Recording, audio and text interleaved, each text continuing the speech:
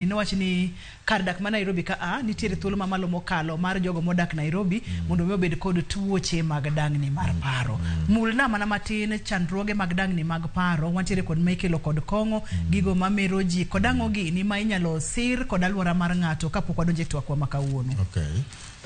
Tuoche mag dangni mag paro ng'eny kendo nitie opogie kidienje mopogore opogore. Mokwongo waluongo ga ni psychotic disorders.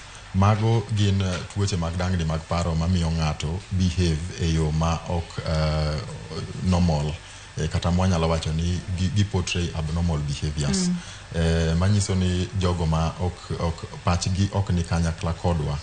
Mineno ka ng'ato pache wanyalo wacho ni pache oweye, kata jogo ma gi dhok mok wahero tiyogo ahinya e thieth to iluongo ga ni jonekni kata rourni. Mano waluonga ni psychotic disorders.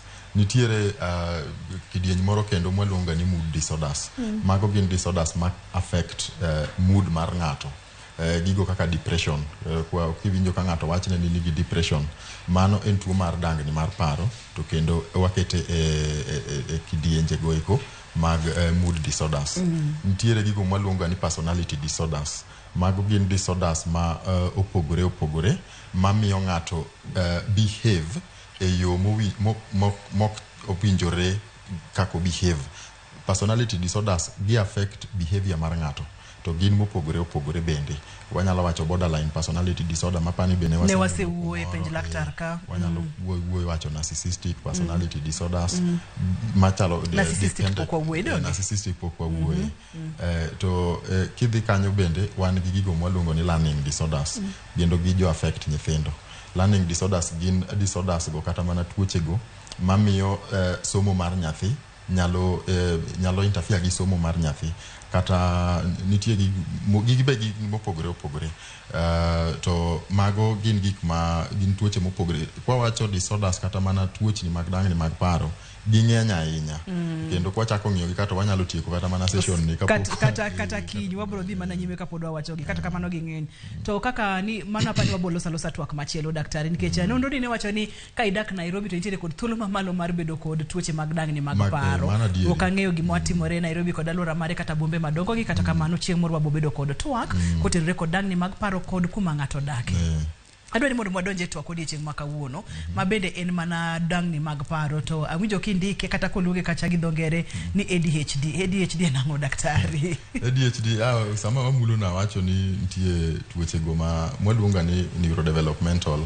Manyiso ni neurodevelopmental miso ni tuono nyalo chako ng'ato kotin to dongo kode nyako bed ng'at maduong', kendo nyalo mana mako ng'ato ka nyathi, to kendo nyalo mako symptoms mage nyalo neno ka ng'ato setimre nadi osedongo mobedo madit kaka in kaka an kama endi.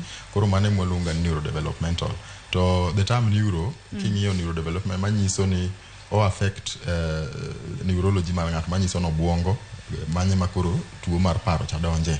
En tuo ma affect obwongo ng'ato, kendo nitie parts mag obwongo ma sama ng'ato nigi tuo no mwaluongo ni ADHD to nitiere gigo ma ok dhi maber e obwongo ng'ato kacha, emomiyo ng'ato behave kata timore kata nyiso ranyisi mwanyalo ng'iyo to wawacho ni ng'ato nigi tuo mar ang'owa ADHD. ADHD ka abreke kata ka ADHD ka abreke kata ka abwase mondo I explain gimoro amora ma nikanyo. ADHD no ochung'ne attention.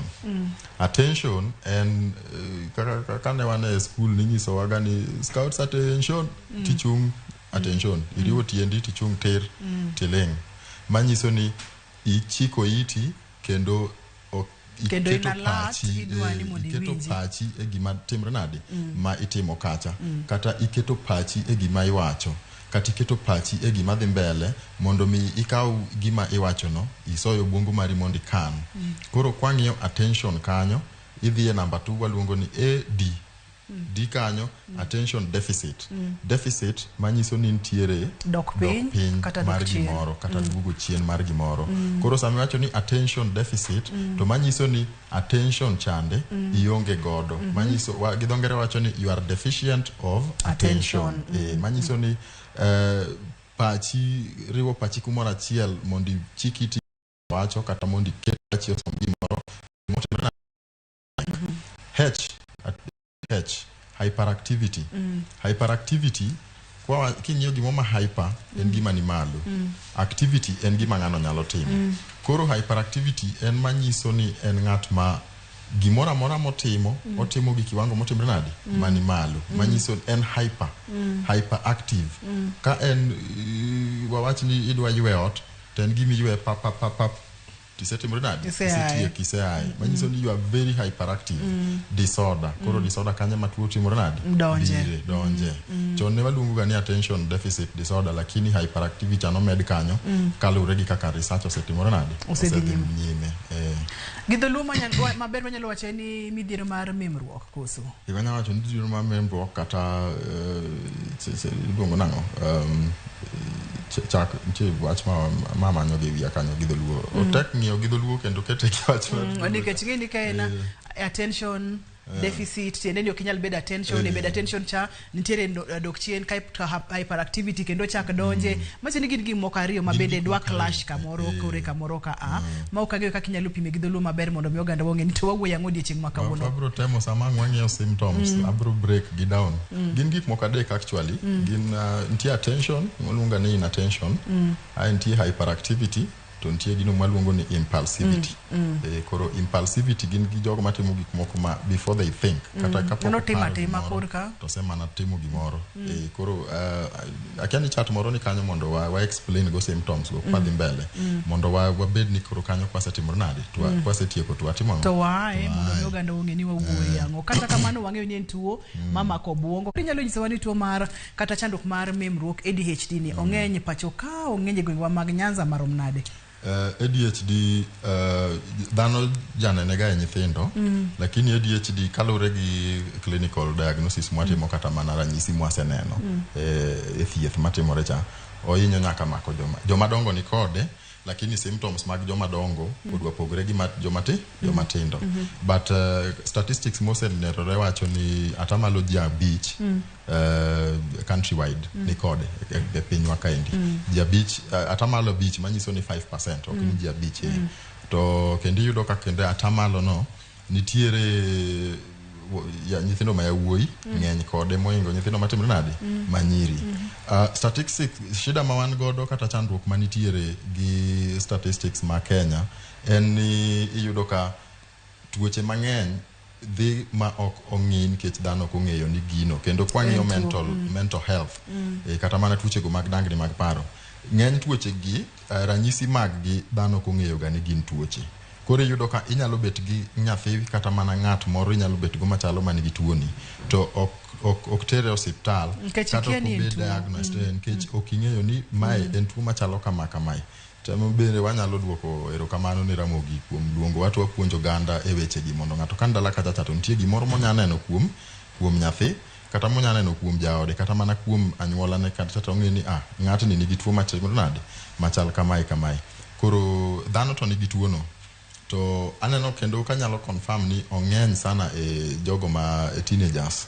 to ang'eni ka wang'iyo symptoms gi kwadhi mbele kata mana japuonj puonj makawuono ni ober kendo mana kata ka japuonj kapo ni japuonj ma puonjo nyithindo ma in gi nyithindo class kacho bed high school obed primary ma en puonj manya konyi nikech nitiere gik ma nyithindo time class tiwega ni nyathini en ng'at ma jamahundu kata ma timbe ne timre kama lakini en nyathi madwaro ang'owa madwaro kony koro aneno ka chat moro sekel kae mokwongo wang'iyo signs and symptoms kuom nyithindo forgetfulness kwa chako gi forgetfulness manyiso ni en which will.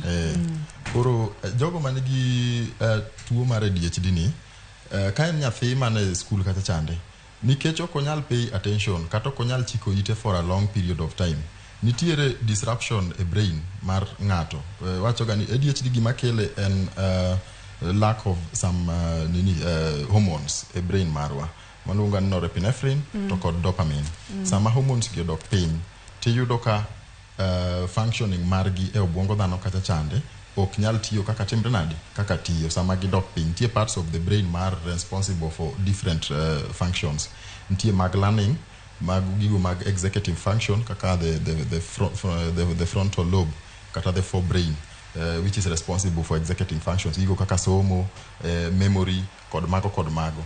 Iyudo ka dopamine gi norepinephrine cha samo dok piny parts mag obwongo go eko, to mondo mi ng'ato retain memory cha bedo matimre nade matek. Koro wiye dhi to wil, mane mwawacho ga ni forgetfulness. Koro inyalo puonjo nyathi gimoro sani, kiny kipenje gino to timore nade. Okay kabisa. Gima kendo nyaka wache forgetfulness kanyo ni jogo manigi ADHD gin gi atamalo mamalo mondo wiye owil gi gima nyochamo nyoro kata gima nyotimre nyoro. But kipenje gima notimre kotin to bro timre nade, obro paro. Nikech memory kae wan gi memory types ariyo. Nitie types mopogore. Nitie memory mag gigo manotimore chon ma nie storage memory. To nitiere gino maluongo ni retention memory manyisomo nyoro miketo kanyo. Koro memory mar storage machon kato nitie kendo ginyalo paro. Kata gimo kanotimre ne kotin to nyalo timore nade, onyalo pa. Inya penje gima notimre 2 years ago kata mana wedding mare kaka nodhi, to bro narrate ni gino duto kaka notimore. But kipenje gima nyotimre nyoro to timore wiyo setimore nade, osewil.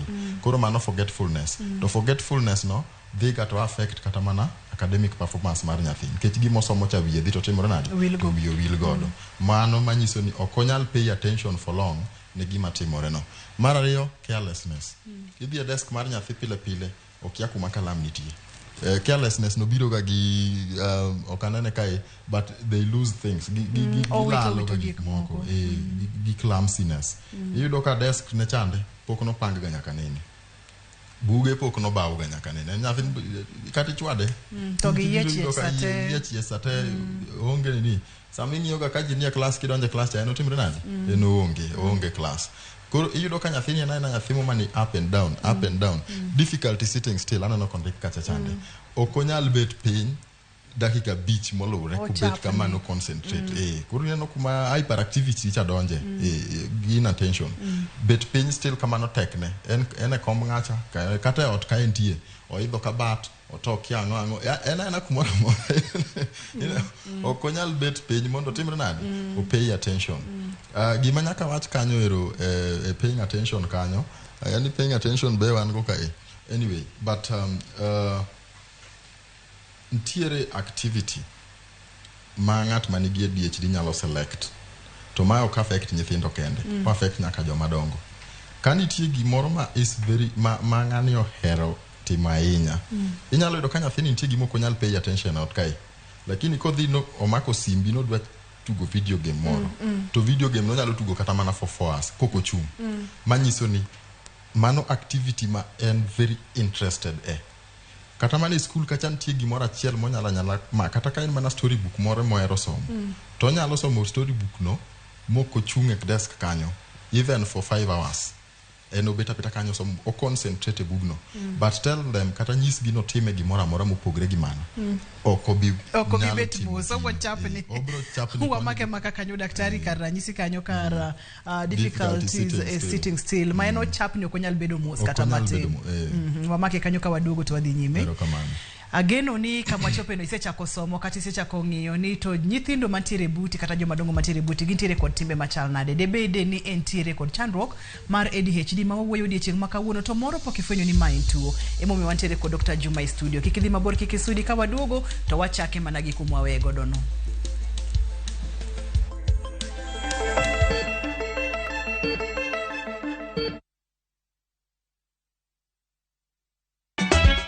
Osiep motegno kod johot moerore ritore. Yako cha. Timondo ndisori. Wayudo ng'eyo tonggi. Ipani akia gik mitimoga. Uro wengi donje matusi na ukweli donge. Yud more ngimani kokalo e gik matindo. Udogo shwag wene musajaka dala. Justice for all. Miane ngima nyarkochia kod osiepene kachiel kod joodgi. I am busy. Gima ruoto miyo kana wene jachien. Sama giromo gi pek mar ngima, joot kod osiepe. Nyasaye neno gi wang'i ma ok opimni. Akwaye ni mondo imak tija karibu to kopuodho tilew chunye. Ok ginyal weyi ma ok inyiero. Nyakocha irachna e joka. Koka ite to tegore mana ka ita puoyo maniego. Nyarkochia. Tich abich ka tich abich, saa 1:55 otieno. Mana e Ramogi TV.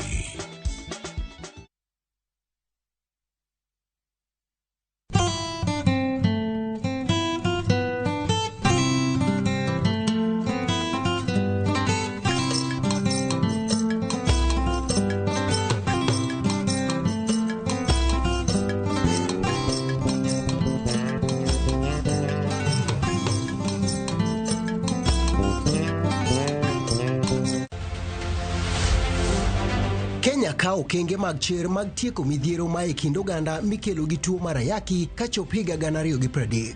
Ne jiwo kenge gieki, NSDCC ne ochako ayanga chenro ma otis ni End the Triple Threat Initiative mar kedo gi landruok manyien mar kute mag ayaki, gamo remo kata ije ma oiw, to kod lwenje mag akweda e kind chwech e kind ojende. Ng'e mathoth e wi riekni makonyo gi yudo duoko makare to gi kaka gigeno dhi nyime gi yudo duoko makare niendi e Ramogi TV to kod Ramogi Radio kabironu achiel kachiel kowuok e kaunti ma Siaya tich ang'wen tarik 21 dwe mar 9 higa niendi chakre saa 3 midhiambo. Jogo mabiro bedo twak gin kaachiel gi Dr. Martin Konyango ma en jatend bad migawo mar thieth Siaya County, PA Ken Nyamolo jatend weche omenda e NSDCC, Linda Otieno jatend weche thieth nyithindo to kod jogo maraga e Center for Health Solution Kenya, Peter Buyu Odenyo ma en jatend apude makedo gi ayaki mag Nepotek to gi Men for Men ma bende en jakanyo e apude mag Nefak to kod Foz e kind mamoko.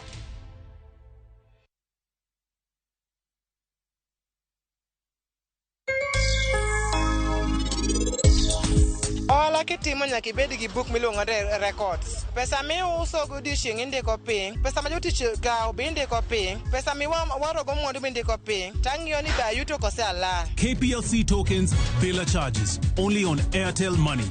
Dial *334#. Select Lipana Airtel Pay Bill, then select KPLC.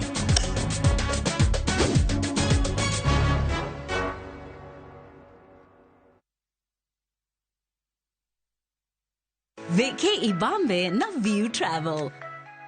Masai Mara or Amboseli from 14K, Savo or Samburu from 24K, Mombasa, Diani or Malindi from 14K, self-drive deals from 3K, Dubai and Zanzibar from 560 USD, Mauritius or Seychelles from 1,000 USD, South Africa and Thailand from 1,080 USD, Malaysia, Singapore and Egypt from 1,200 USD, and Maldives and Santorini from 2,000 USD. Call 0703 254 254 for bookings.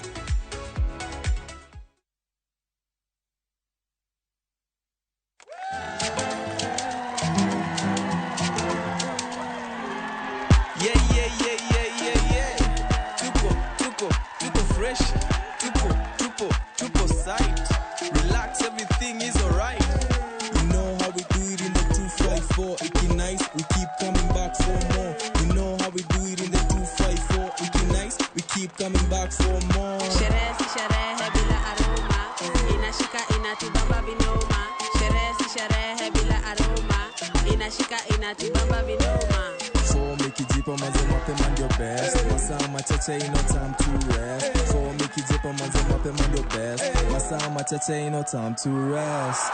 Introducing new tropical air fresheners range. Let the scent move you. Available in all outlets near you.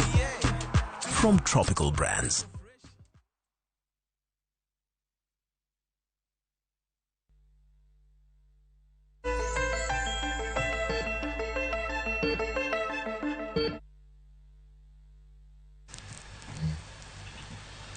Machiegni kendo penj laktar kokalo Ramogi TV ngima en mwandu. ADHD chandruok mar memruok mar chapni ahinya kata mar tie dholuo moro mane watemo manyo ka pok wayude maber to kwa yude to kanye kuma bodhi ema wabo kwanye godo to wadhi godo nyime kai mane wantiere daktari nyithindo mok nyal bedo moso chapni ma ene onge gi kwe maka mana nitiere gimoro maka omako makata gi tie gimoro ma komako chunye to nyalo ling mos mo tim gino maber kabisa koko chapni kata matin kanye mane wantiere ranyisi mag ADHD. Excessive talking anano konde kanyo gi jawuoyo mang'eny kendo wuoya aito nyathi man gi ADHD kata ng'atno man gi ADHD kaponi wawuoyo kodi kaka koreno wuoyo ni ok obirito mondo tiek gimi wacho cha onyalo tieko wacho ni wach mi wacho kata onyalo jase gi mare gimo malunga ni tan taking e talk ma arito mondo wachi ekinuocha gionge godo statement ni chako ni apenji bait alwoko tieko wacho cha to setimre nadi oseduoki aito ginyalo interrupt samitemo ni mondo wuocha to komi time mondango to ma en gima keth oken okochando nyithindo kende kata mana ngama duong awacho ni tuo ni en oken mana tuo mar nyithindo kende neurodevelopmental to difficulty sitting still cha koro adwani mondo ang'igi ka ondik ni children koro abro ng'iyo gi kwang'yo nyaka kako o present ang'owa e joma dongo difficulty sitting still no onyalo chando jok madongo to margi en gani okonyal bet kumoro for a very long time to affect nyaka it's not just in terms mar bet to kata mana relationship iyudo ka en ng'at ma chunye ol piyo kata kodonje e yorego mag hera tiyudo ka kata ng'at ma en go chande bet gi ng'atno for a long time bedo matek kata bet kode kuom thuolo malach nyalo bedo matimre nade chunye jok piyo piyo kata project ochako nodwa pidho gwen wacho ni mwaka ni resolution mar 2023 en adatimo ang'owa adwa yawo pith mar ang'owa mar gweno obro ochako gero od gweno onyiewo mabati otimre kapok otieko cha osewe project no odonje machielo koro en gi asiris gik mang'eny project mang'eny mochako to giking'iyo ga project gina nuse maonge motimre nade motieki koro mano be nyalo ga bedo shida mar achiel kike mara moro bende iyudo ka attention awacho ni attention deficit cha kapo ni en jaherani attention momineno minyalo gombo ni mondo jaherani omiyi kata ka en chuori iyudo ka attention otimre nade onge inyamige daka bich ichaki nene kendo mana week mabiro daka bich kamano koro iyudo kibende chunyi dogo chien tiyudo ka relationship no dhi matimore nade makethre koro awasewacho excessive talking disorganization manyiso ni okonyal pangore kata mana ka en ng'at maduong' iyudo ka en ng'at ma kidonje kata mana e room mare to gimoro amora ipenjri gan to inyalo pango ne gigo minyise ni ma iketo kaka mae ka en wardrobe ti arrange ne kaka onego kiduogo bang' week achiel odno kata ka minyon timre nade manyiso ni gina disorganized wiye wil gi kumo kete gimoro forgetfulness cha bende timre nade ni kanyo donje iye kanyo aeto trouble getting along gi yudo ka mondo mi owinjre gi mbesene kata mana tugo kacha chande tugo nyalo bet ni nyithindo dhigo opira odonjo kanyo dakika ariyo kaka wawacho na tension bok gini ni chande osetimre nade osewuok aya risky behavior jogo madongo kata nyithindo manie high school kata mana college manigi ADHD gitend ga risky behavior moro magiero idonje ahinya en tiyo gi yedhe mamero ji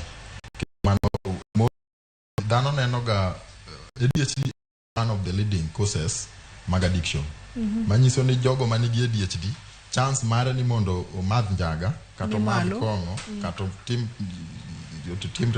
yedhe mamero jigo ni malo mokwongo gimatimore ga ni kaka wawacho nini hormones mani wich ma regulate ma kane piny dopamine to kod norepinephrine to miyo ng'ato bedo gi ADHD kande iyudo ka tiyo gi yedhe mamero gi ji nyalo bedo that a coping mechanism mondo oyudi nikech wawacho ga ni kitiyo gi yedhe mamero ji gi to nitie hormone kaka dopamine no ma gino dhi golo in excess e ubongo mari kacha koro iyudo ka tiyo gi yedhe mamero ji goeko nyalo bedo kaka coping mechanism mondo compensate kata mondo chul less dopamine mani ang'owa mani obwongo mare koro mano miyo obedo gi atamalo moro mamalo mondo oti gi gigo kata yedhe mamero ji goeko to treatment margi bende kama wang'iyo ibro yudo ka wabro gusia kanyo matin koro magi mana ADHD symptoms moko momedi kanyo they become bored easily kaka wacho ni iyudo ka en gi asiris ojok piyo gi ng'ato kata mana gi gimotimo e conversation kanyo okonyal concentrate mondo one gima ng'ato nyalo timo onyalo kawo thuolo mang'eny mondo mi otiek tich moro manochako kata gimoro manotimo kata mana assignment onyalo tieko godo 1 month pok no submit assignment kidhi e college kacha iyudo ka ng'ani en ji dhiga class to be okotimre nade manyiso ni obwongo mare nyako yud gimoro ma very interesting ma capture to be ok gin ga gik mang'eny koro nyalo yudo ka mano shida manyalo bedo gi jogo manigi ADHD ma ka koro kwanyalo dok kata kuom joma dongo daktari bo nyalo keto kidieny mar jok moko ma samoro bet kamoro obeta kanyo kane pok obiro kata omor gi biro to kose biro bang' dakika matin to seol gi bet kanyo dwani mondo mi odog kuma nowae kochopo kacha bende odwani mondo mi owa kuno ochako duog koni ma bende wanyalo wacho ni en ADHD daktari pache ok nyal bet kumoro ma still mobed mo focus e gima timore kanyo. Mano is one of the common symptoms mag ADHD in adult people. To in adult waluonge ga ni restlessness. Manyiso ni concentrating kumoro kama jinitie kamana kaka iwacheno okonyal en ngat ma restless to be en ga on the move en ok en ngat mobet no rito ga ni tie gimo midwa tim bang ma en ga on the move kata kuma odhi eno bende obro chopo kucha chande to bang daka matin odwa timore nade odwa wuok koro there's that restlessness kiloro negi kumoro kaka school mong'eno odwa bet kanyo for 3 months ni no somo ni nino iyudo ko chiko reference en ok otimo gik be gipenjri ga ni to nyathini ang'o matime Saturday ko yudo time mama thin gine jok mo tucho fence owuok e school odhi timo gik modhi timo go tuoche moko gin tuoche moko gin transi koro samoro nyalo ga ka jopuonj nyalo ga miyo nyathi punishment to en nyathi miyo punishment first month suspension second term kamano suspension moko mang'eny baadaye tiyudo ka nyathino timo nade oriembe sikul to nyathino nitie yo minya konye godo mopogore gi riembe sikul kata miye suspension mang'eny go nikech onego bedni kata jogo ema ka ochaka wacho ni kawuono wabupuonja ka jopuonj kineno nyathi mobet kamano kata nyathi ma en class ok onyal bede no ling koko sate obandiko nyaka they talk too much manyiso ni giwuoyo mang'eny noise maker spoke no koso noise maker en ga ena noise maker be kata ndike to pod ineno koro mago onego bedni ukelo nyithindo go titimo negi assessment mondo ng'iya ne kaponi gin gi ADHD koso en trance nyaka utem mondo separate gik moko ariyo gi eki manyiso ni wantiere kod kidienje mopogore mag ADHD bende koso daktari ntiere kidienje anya wacho gin ariyo kata adek nitiere ADHD ma awacho ni nitie attention to gi hyperactivity nitie gino maluonga ni predominantly inattentive manyiso ni gin gi symptoms mang'eny ma mok ginyal pay attention to nitiere mano maluongo ni predominantly hyperactive impulsive manyiso ni gin jogo ma they are on the go gichapni ng'ato nyalo bedo ni en ng'at ma chapni ahinya to attention to nyalo timre nade nyalo pay attention en chapni lakini kata result mage king'iye school kacha tineno kaber nitie jogo mok ginyal pay attention lakini ok gitimre nade ok gichapni ahinya kata ot kacha okineka en gilili lakini performance mare kata mana king'iyo kata mana tich kacha chande iyudo ka delivery mare ni chien nikech kata mana kan poni en gimo motimo tich madwaro kaka mari kor nyaki focus kipenjo gigon onge time ok onya bet kanyo for that long motim tijno ero en odwa tich ma is on the go koro mano wacho ga to ntiere jogo manigi symptoms ariyo gi manyiso ni gin gi combined hyperactive impulsive to inattentive koro mano manya wacho ni gin gi kidienje adiwa adek koro wan gi moriw to wan gi mok nyal pay attention to wan gi jogo machapni mani on the go yes daktari kaneno ranyisi gi kuom nyathi samoro ni nyathi ma ok onyal bedo moso chapni to wuoyo mang'eny en nyathi ma gigene ok onyal chano maber en nyathi ma ketho gik moko risky behavior kaka ni wacho ka onego bedni aneno ranyisi adi ka kabro wacho ni nyathi ni nyaka bentiere kod ADHD kosote katika naneno kata chiel to onego bedni achako chichni achandruok nitiere ka ranyisi go kiseneno kaka wawacho giduto kiseneno okochuno ni ng'ato nyaka bed gi ranyisi go te mondo ka wawacho ni en gi ang'owa en gi ADHD lakini wabro ng'iyo history mare aito nitie gigo ma poka wawuoye maluonga ni risk factors gigo manyalo miyo ng'ato bedo gi ang'owa gi ADHD mokwongo en genetics kaponi janyuol ni kata nyathi tek mondo yud nyathi man gi ADHD ma wuon gi kata mana sibling ne mare kata mana uncle ne mare onge ang'owa ne onge gi tabiane gima timore ga ni en ni jonyuol nyalo bedo ni ok ong'eyo but sami bire clinic to nti assessment wibro tim kata penjo mibro penji kaka janyuol kaluwore gi lifestyle mari koro wabro were kata gi nyathi chato wachako timore ng'owa wachako noni mondo wang'e ni ADHD nyalo bedo ni otimre nade wuok kanye mano risk factor number 1 risk factor number 2 miyo mamadho kong'o kanigi ich ma nyathi minyuolo gi fetal alcohol spectrum disorder mano is a risk factor man malo sana kendo mamiyo nyathi nyalo bedo gi ADHD nikech alcohol affect ga dopamine levels kaka waseng'iyo nini mokalo to sama mano timore kamano to kinyuolo nyathi chaka nigi dopamine levels mage oso duogo piny already manyiso ni chances mag nyathino bedo gi ADHD ni timre nade ni malo.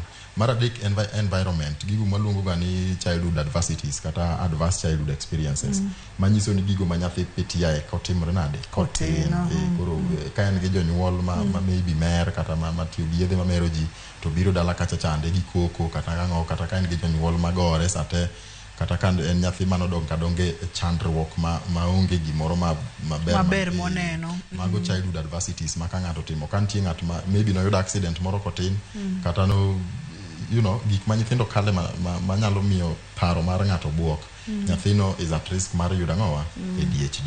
To kaduoko penjo nino kineno any of this nini koro ineno kako pog gi combined oket nika hyperactive impulsive manyiso no konyal bet piny tasks nego en bio decisions impulsive mago ni kanyo inattentive cha easily distracted manyiso ni ka gimoro kalo kanyo ko guyo no kalo to en osomo to koro pache duto sekete ang'owa guyo wachalo gi guogi moko waluongo ga ni Rottweiler Rottweiler niga gi tuoni nyalo ga bedo ni ringo kode to kichopo kumoro to oneno gimoro kalo to biwil ga ni olawo ng'ato owere gi kuma no jogo monge guogi ong'eyo gima wacho unorganized manyiso no gin very organized to bendo ginyal okonyal chiko ite malo koro mane kaka wa classify symptoms gi kineno symptom mora kuom nyathini kata ng'at ma in godo machalo kamagi inyalo kelo ng'ane clinic to atimo ne ang'owa clinical assessment daktari pimo wach moro ka atene ni ADHD nyalo biro kotenre kod gik mopogore opogore wantiere kod mago ma ok nyal geng kod mago ma nyalo gengo kuom ranyisi kane mama nantiere kod ADHD to thuolo ni malo ni anyalo bedo kod ADHD to bende aluora mar ng'ato kata kuma ng'ato ntiere seche modongo moro ng'ato ok nyal yiero kumodonge kaka samoro en chandruok matamre gi nono kaka ni wacho cha moro ng'ato ok nyal yiero mano kae to bende miyo mama dhokong'o mang'eny seche ma opek apa ni to en nitiere gima wanyalo time e kidienje ariyo gi gigo ma onge gima wanyalo time kod mano ma wanyalo time gimoro e kidienje ariyo gi mage ma thoro bedo mang'eny ma thoro bedo mang'eny ahinya en mar genetics genetics ma inherit from a parent kata from a sibling relative generally en mala ahinya 70 atamalo 70 mag jogo manigi ADHD iyudo ka at least wat ne moro ne niga ng'owa ne nigi ADHD to mana kaka iwacho ni mano to koro ok en gima you are in control of en ni kiseng'eyo kamano ni wat ni moro ne nigi tuoni nikech kisewinjo kaka waeleza symptoms go to koro inyaga wacho ni to kara ma gima ne chando fadhi kata ma gima ne chando madhi kata ma gima chando gawayu achande manyiso ni ng'eyo ni nyathini already ni at risk mar ang'owa koro kichako neno symptoms go kuom nyathini to nego beni nyathino itero mondo one kaka inyalo chak konye machon wadoni mondo mng'i wadoge weche mag diagnosis isepimonwa kacha weche mag clinical assessment iwachonwa kacha history taking ibro ng'i ane ni to nyathini nodongo kanye min gi chal nade anyuola ne chal nade kopogore kod mago ere kendo kaka ibro wacho ni ma ato en ADHD kosene na assessment ni kod history taking diagnosis intie structural ADHD ni tuo man nigi structural assessment mopogore opogore manyiso ni nitie guideline makidhie clinic to professional mibro yudo kacha psychologist psychiatrist kata mana counselor ntiere nini minyalo mi questionnaire minyalo mi mibro mimin nyathi tibro mi nyathi owuon to kata gi ng'at mora mosedak gi ang'owa kata mana jopuonj nitie moro mi waoroga nyaka school te pelekea mwalimu hiyo to gineno ging'iyo questionnaire no to gitimo ang'owa gi mark that questionnaire ka duoko those reports watimo compiling to nyisi ka nyathini nigi ADHD kata ka nyathini timre nade onge ADHD to en gimoro ma structured ok en namba ka mwagoyo to wacho ni hapana ni ng'ani nigi ang'owa nitie nyaka scoring nitie kaka itime ka chande to mano o apply both kuom nyithindo to gi jogo matimre nade kata joma dongo nitie adult ADHD checklist ming'iyo to bro prove kendo bro nyiso ni ng'atni nigi tuono mar ADHD kata mae en ng'at ma nigi conduct disorder kata mana anxiety nikech mano be koro kelo ntiere tuoche modwa makorega other mental disorders modwa makore gi ADHD hapa ni wamake kanyo tuoche momakore kod ADHD wakawiyo kawa duogo to kanye mwachako godo en penj laktar ko kalira Ramogi TV ngima en mwandu Ino won samori chapni achapa okinyal bedo mos. Ino won samoro gigeni okinyal pango. Ino won samori intiere kato samatini seol gibet ka idwa dhi kamachielo. Mori nena ni en gi mati moreniga Dr. Levi Timonwa ni en tuo monego beni dhir laktar onego beni cheki waka uyoyo ka waduogo to wang'e ne chandruoge mag obwongo modwa chalo kata machiegni kod ADHD omiyo kidieny mogik ni kik bai kata matin.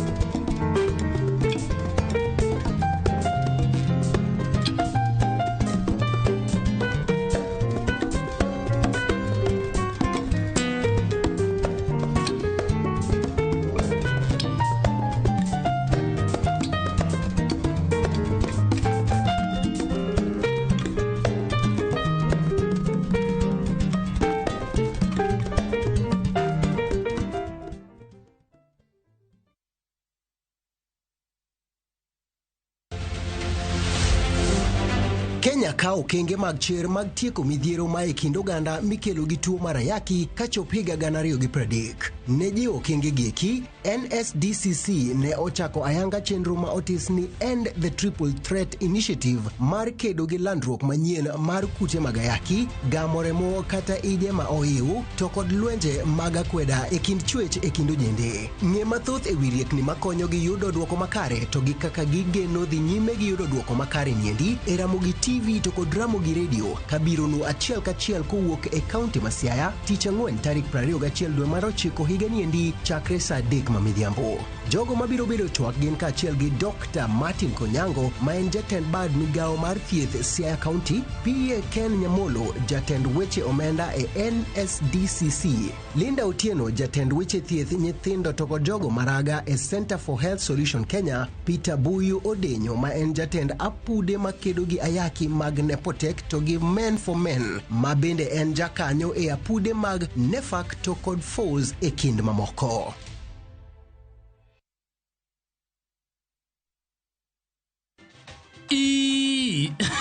I'm not broke, Bwana. In fact, I will never be broke. Underline the word never. The fact that I cannot lend you money is because my cash flow has been affected by the lack of sufficient measure of value to qualify my mobile wallet to loan you something. Just so you know, I'm on a small financial off-peak. Omera, kwa sasa mimi sitaweza kupatia wewe kitu. Enda kopa kwa bank. You know my capacity. Dial *811 402# to get cash flow.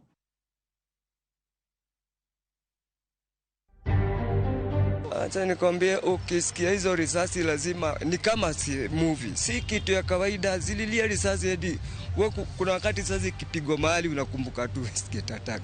Mirima buoko drem podo kwako Kenya igni 10 tok monj mar njore mane otimore od ohala ma Westgate.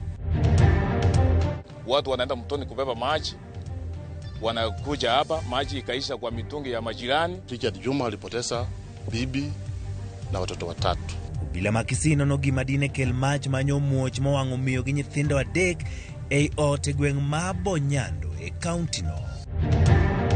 Sirikal onego ng'i weche mag kondom sana sana. Were ma e pacho kae ndikoro yuago nok mar aboyunga ka lipoti yango ni landruok kute mag ayaki medore kind jogo mantie kind higni 15 nyaka 24.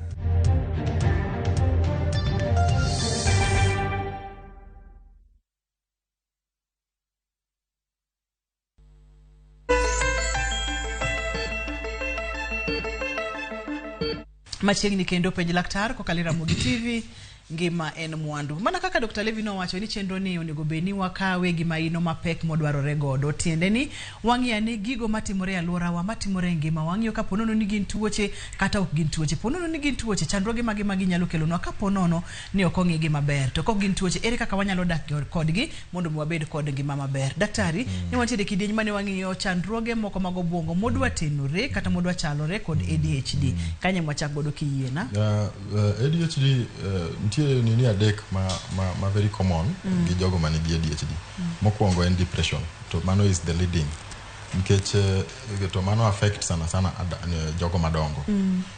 Nikech kaluwore gi king'iyo symptoms mag ADHD go, iyudo ka o interfere kata oketho relationship mar ng'ato. Onyalo miyo ng'ato kik yud nindo moromo nikech because of the chemicality mar obwongo mare. Koro iyudo ka kata mana ka en nyathi manie high school kata manie college, tiyudo ka performance mare timore nade. Otemo somo kendo noneno ka osomo kaka jowetegi timore nade somo, but performance kodhi kacha yudo ko reflect. Koro mano miyo ga ng'ato nyalo ga bedo depressed. And then nitie jogo ma ok gielewa ga nang'o matimre negi. Onena na ka gike ok dhi maber. Kotemo kata mana chako project nikech gibe gi notice ga. Ing'eni ka in gi projects 4-5 michako duto to onge misetieko. To gin usete. Kata mana schools. Iyudo ka en nyathi modhi e kata mana colleges. Odhi e colleges 5. Odhika okotieko. Mane kaka ADHD present ga. Courses onyalo bedo ni first year no chako timo engineering. Second year chunye ojok gi engineering chawacho ni no dwa timo ang'owa udaktari. Iyudo ka by the time nyathi ni chope third year osewilo courses gi mathoth kendo mano koro gima kata nyaka jonyuol nyaka chikne itgi. Nikech nyaki penji ni to apenji ang'o michako ga course kidwa chako course in very yani in gi interest mar timo course no. To kwa chopo kumoro kanyo to koro iwacho ni course cha otimre nade. Osejogi idwaro timo machielo. Giye ni ichako machielo. To mano gima seneno. Mano to ntie. To kibiro mitimo evaluation mar gi tiyudo ka ng'atni en gi ADHD. Koro mano nyalo ga miyo ng'ato bedo depressed. Anxiety moro be nyachako make. Mano is the second co-occurring disorder. ADHD oko ka gi depression, onyalo koka nyaka gi anxiety. Restlessness mwawacho chande. Fear of the unknown. Nikech oneno ka koro en gimo nyalo timo onge. Koro anxiety moro nyalo chako make. Nito shida mane man ga godo. Gima dwa chako ni be adhi tieke. Ing'eni mane kaka anxiety present ga. Fear of the unknown. Oking'eyo aftermath mar gimi dwa timore nade midwa chako. Ai mogik waluonga ne conduct disorder. Odwa bedo conduct disorder gi ADHD odwa chal, lakini conduct disorder to en disorder no mar ng'at ma timbene mahienglo konyal en ng'at ma timbene na maundu ga mago gik ma joga kamano. Daktari kane pok wabedo kod chenro mar penjo laktar ma koro wanyalo goyo mbaka weche kaka mag ADHD. Moro jonyuol mang'eny kata jopuonj mang'eny oseneno ranyisi gi kuom nyithindo kata kuom jopuonjre, to pok ng'ato paro ni nyaka bed ni nyathini tuo. Ponono ni nyathini odonga kama ma kata jonyuol ni moro kong'eyo ni otuo kata nitiere kod chandruok. To donga ma odhi gi gini kama complications mar ADHD ponono ni ok othiedh nyathini thoro chalo nade? Complications en ni iyudo ka koro kaka gini interfere gi pangruok mar ng'ato kata mana gi nini mar ng'ato organization mare kata ng'o. Iyudo ko nyalo bet ng'at ma maisha ne nyalo bet matek sana. Manyiso ni okonyal kata onyal bet pinye ke nyalo bedo matek.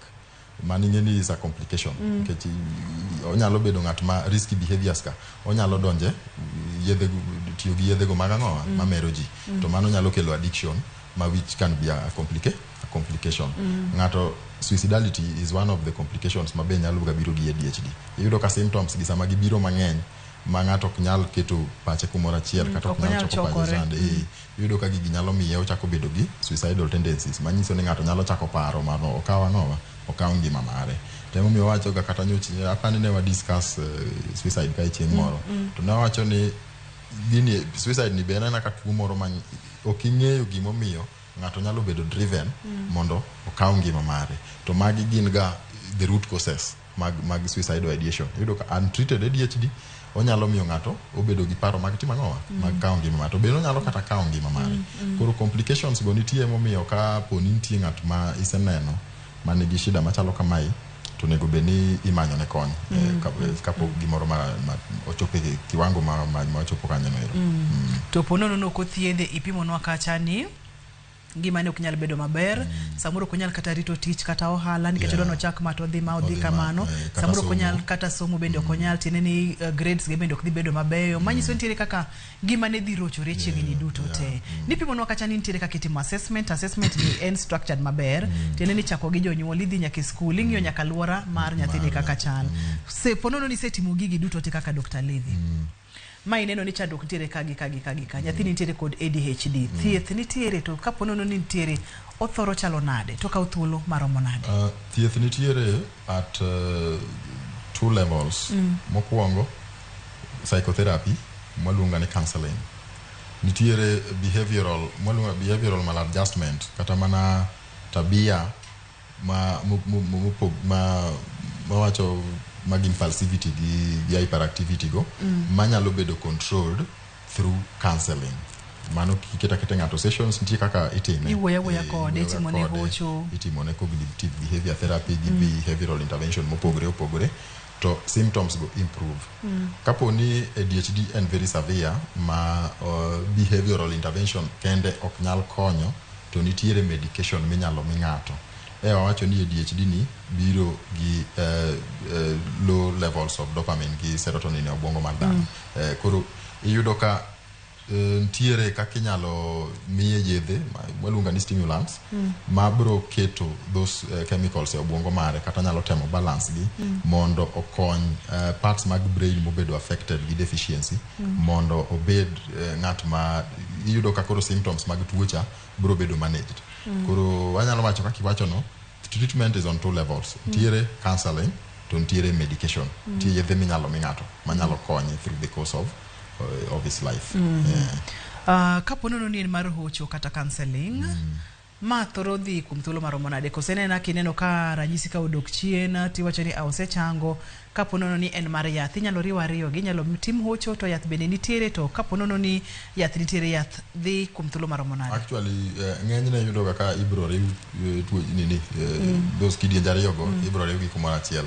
To tuoche mag mental health kata mag dangni mag paro ithiedho gi kakalure gi symptoms nikech iyudo ka symptoms ginyalo biro waluonga ni intermittent presentation manyiso ni obiro after treatment iyudo ka symptoms go duogo piny kendo gi relax good prognosis. Aeto sechego structure treatment kaluwore gi kaka symptoms mar jatuo timore nade chalo. Koro onge kiwango minyalo ketni ni mar thiedho ng'ato manigi ADHD. Mokwongo dhano respond gi thieth mopogore e yore mopogore. Mar ariyo kiwango mar tuo bende opogore kaluwore gi ng'ato owuon. Koro ing'eni biro thiedhi kaluwore gi kiwango mar tuo ni to kod kaka i respond gi thieth. Koro the faster you respond the better. Manyiso ni thieth bro ng'adore mapiyo.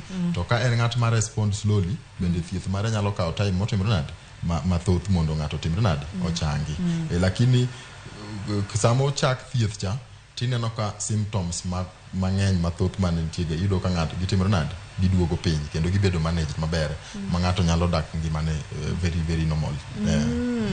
Ma kano konyal chap nitie no konyal bet piny kendo koro nyalo bet piny mo pay attention mo pang gigene maber. Attention cha duogo, impulsivity chande dok piny ka risky behaviors ka iyudo ka koro gisechak gi reduce to kaka omedo dhi mbele gi thieth kaka symptoms go dhi matimre nade malal. Pono ni janyuol moro ntiere gi seche gi to winjo chenro ni kata neno chenro ni to seng'iyo nyathine mwacho ni nyathine to nyaka bed nitiere kod ADHD. Ang'o monego bed ni otimo gi seche gi? Omanywa.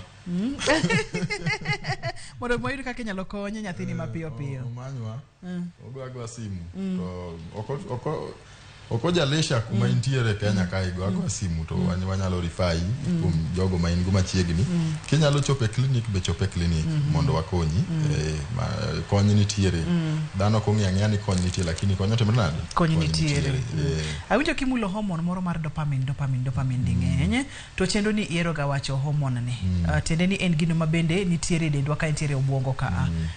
Isewacho wach dopamine mang'eny e tuoche mag dangni mag paro ni mulnwa mondo mi oganda wa ong'e odiochieng' ma kawuono ni dopamine en hormone mane to en hormone mathoro timo ang'o nikech wadwaga ni bende kopogore kod tuoche gi bende wachak wang'eyo dendwa matut wang'eyo hormones mantiere dendwa kod gik ma kamago. Isebedo kiwacho dopamine gi tije mang'eny e dend to emomiyo ineno ka bende appear disorders tuoche mag dangni mag paro mang'eny kabisa nikech king'iyo dopamine en tuo no mamiyo ng'ato o feel normal. Wawach kamano wakete gi dhok ma wabro winjo normal gi dholuo wacho nang'o in kare omiyo ng'ato bedo makare. Tuoche gi duto miyo wawinjo kokwan makare. Either bro winjo ka adwa na chapni, either bro winjo ka gik moko wuoyo e wiya, kata mana ng'ato abro winjo sauti go ma jomoko ok winji. To mano ikelo ga gi disruption mar the hormones mopogore mane ang'owa mane obwongo. Koro dopamine kendo gik mang'eny interfere kode. Nitiere dopamine mobwongo golo nikech en gino mwadwaro sana e system mar obwongo wa kae. Nitiere kaka brain marwa nigi natural system mare mar secreting ang'owa dopamine. Sama dopamine ni piny, gigo kaka memory, gik ma wacho ga ni executive function ka, learning, happiness, samoro be wajaluonga ni the happy hormone. Actually mane mama koga emomiyo kaka ikele topic ni koro na wuoro kaka happy hormone kendo chak donjo ka emomiyo penjo no. Iro ka happiness, memory, learning, I think any dopamine is almost on all parts of the of the brain, but it's more concentrated on the prefrontal cortex, kata obwongo mambele. Ero kendo kadwa duoko penjo no ADHD kae bende iyudo ka scans nitie mosetim. Ing'eni yath kae nitie nyaka watim research. To research mang'eny nyiso ga ni the left side of the forebrain iyudo ka nitie shrinkage. Manyiso ni sama nitie shrinkage at the left side of the forebrain, mano ranyisi kata meny mosemeny godo obwongo dhano manigi ADHD. To mano ng'eni timo mana maybe ka ng'ato osetho kata ka ngima, but as long as MRI scans mitimo mag obwongo go nyiso ga ni the left side of the obwongo mambele there's a shrinkage. Omich matin daktari wawuoyo dholuo otin size mopogore gi normal. Koro yudo kamano sama ng'ato mi kube gi pi mar 20 liter to ng'ato mi kube gi pi mar 5 liter, kube mane moting'o pi mang'eny dongen 20 liter, manyiso ni 5 liter cha tin ne. Koro yudo ka obwongo mar ng'at manigi ADHD chande, obwongo ne mambele ma koracham koso korachich, left koracham tin. Koro sama part mar obwongo chani tin, to manyiso ni kata mana hormones mane part mar obwongo no botimre nadi odok piny. To mano interfere kod behavior mar ng'ato, o interfere sama yudo ka gine kendo koro kwaduge learning ng'ang'o kacha. Most of those functions timore gi part no mar obwongo no ero. Kendo koro samo tin cha to part go bende function kata tije mag prefrontal cortex no bende bedo interfered go. Ok dhi maber ahinya. Iwacho kacha ni kapono ni ng'ato nitiere kod chandruok, nitiere kod nyathi mantiere kod chandruok, to many kony nitiere. Mane wach maduong' ka ani kony nitiere. Pono ni ng'ato dwa tudore kodi Dr. Levi, iyudi kanye, namba mar simu ka inyalo miyowa. Jok mane gi Nairobi nyalo biro Koinange Street, Arrow House, first floor. Ka ibro yudo kanyo. An kod team mara mar jok matiyo godo ni kanyo, dakteche mopogore, psychiatrist moko, counselors moko, ibro yudo kanyo. To inyalo dhi kanyo saa asaya. Kata koke yuda tibro yudo daktari mibro yudo kanyo, biro timore nadi? Biro konyo. Kidwa go simu, namba en 075 88 100 232. 075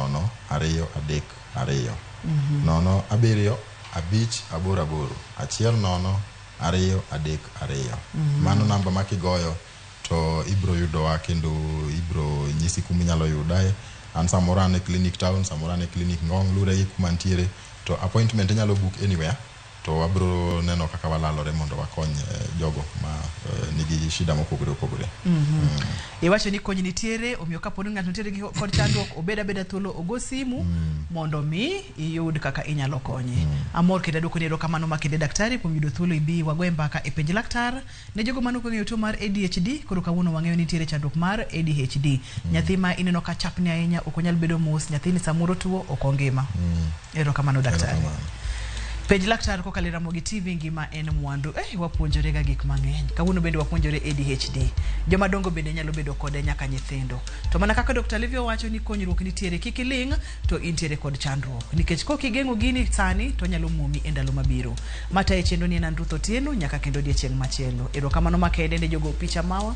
Erokamano makende ne director na kaachiel kod producer na Papecho Koth nyaka kendo odiechieng' machielo. Kik wi wil ni ngima en mwandu.